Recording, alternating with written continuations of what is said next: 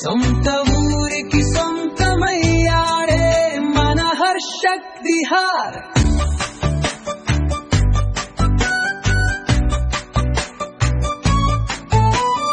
రైతు బిడ్డగా పుట్టాడే యువ రైతుగా ఎదిగాడే వరి సాగులో కలుషితాలు చూసే బాధపడ్డాడే బకుదు సేద్యమే చేయాలనుకున్నాడే.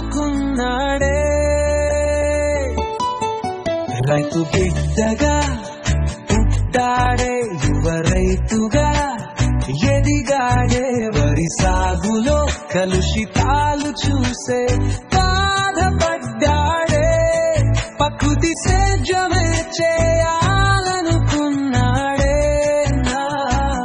మన హర్ష విహార్. భూమి తల్లి ఆశీస్సును పొందిడాడే ప్రకృతి రైతుగా ముందుకు సాగుతున్నాడే. 10 మందికి జీవనోపాధి కల్పించాడే. కొంతమందికి ప్రకృతి బియ్యాన్ని అందించాడే.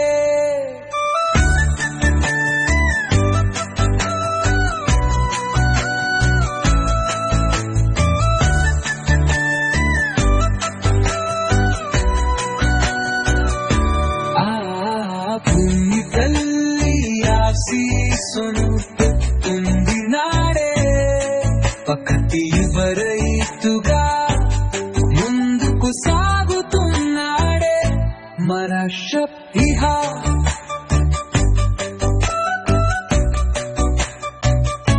ప్రకృతి సొంత ఊరికి సొంతమయ్యాడే మన హర్ష విహార్.